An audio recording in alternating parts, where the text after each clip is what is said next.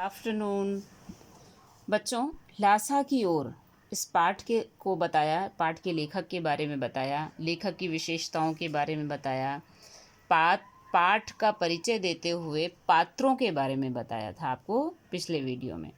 आज मैं आपको थोड़ा सा पाठ का सार समझाऊंगी ताकि अच्छी तरह से समझ आ जाए वास्तव में इसमें क्या है।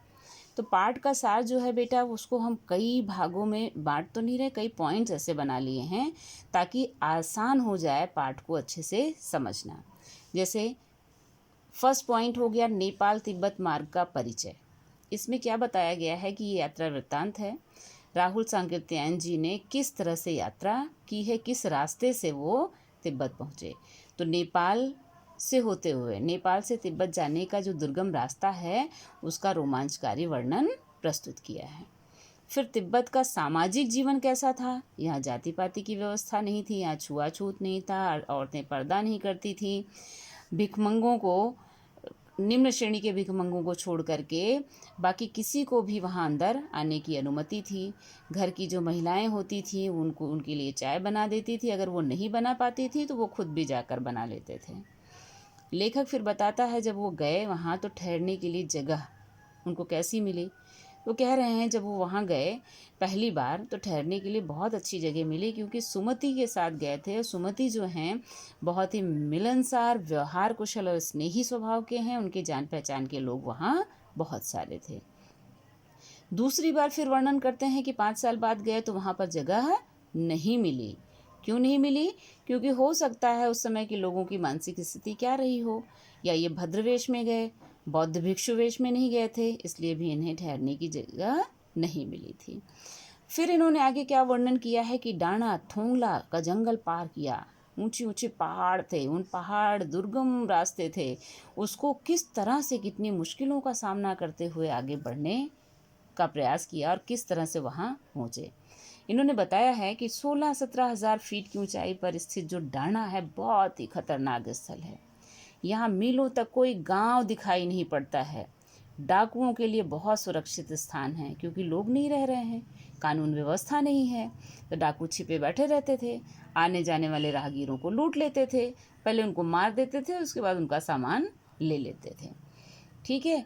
लेखक और सुमति को जहाँ भी खतरा लगता था वो इतनी समझदारी दिखाते थे, खुद जो है भिक्षु के रूप में भिखारियों की तरह अपनी टोपी उतार करके एक कुछ कुछ शब्द दया दया यूं करके बोलना शुरू कर देते थे, तो उनको डाकू वहाँ से छोड़ देते थे। इस तरह से वो रास्ता पार करते करते आगे बढ़ते जा ही रहे थे। देखते क्या हैं, बर्फीली पहाड़ियाँ हैं, पहाड़ बिल्कुल सपाट हैं, कहीं बर्फ़ नहीं है, कहीं हरियाली है, कहीं कुछ है। ठीक है। और इन दुर्गम रास्तों को पार करते हुए आगे जा रहे थे। फिर क्या देखते हैं कि एक जगह होता है, लेखक अपने साथियों से बिछड़ जाता है। कारण, घोड़ा सुस्त है, थक गया है और रास्ता भी अनजाना है और उनको समझ नहीं आया, तो दाहिना रास्ता छोड़कर वो बाएं रास्ते की तरफ निकल पड़ते हैं।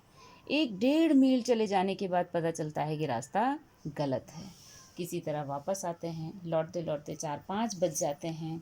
सुमति जो उनके साथ वो जा रहे हैं वो उनका इंतज़ार कर रहे होते हैं, और जैसे ही लेखक पहुंचते हैं सुमति बहुत गुस्से में रहते हैं और क्या कहते हैं कि इतनी देर तक मैंने 2 टोकरी कंडे फूंक डाले, थापियाँ जो होती हैं आग जला करके शरीर को गर्म करने के लिए फूंक डाले, और उसके बाद चाय भी गर्म करके पी। इतनी देर तक आप कहाँ थे, उनका पूछने का मतलब। फिर उसके बाद लेखक भाप जाते हैं स्थिति कि सुमति को गुस्सा बहुत तेज आया है। फिर वो वास्तविक स्थिति बताते हैं।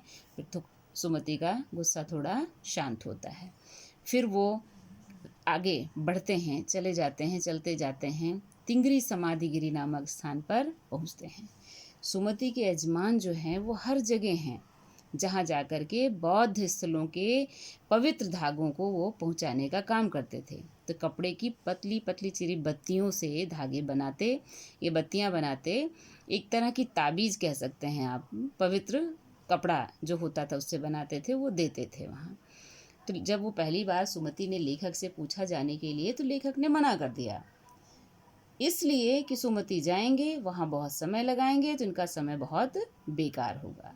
लेकिन जब दूसरी बार फिर से सुमति पूछते हैं कि वहाँ अपने यजमानों से उनको वहाँ मिलना है, लेखक तुरंत अनुमति दे देता है। जानते ही हो क्यों बच्चों? क्योंकि लेखक जिस उद्देश्य से वहाँ गए हैं, बुद्ध वचन की 103 हस्तलिखित पोथियाँ वहाँ रखी हुई हैं, उसको पढ़ने के लिए 15-15 शेर की उन पोथियों में लेखक रम गए और सुमति को बोल दिया आप जाएं।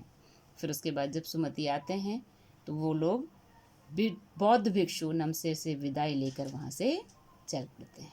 ठीक है।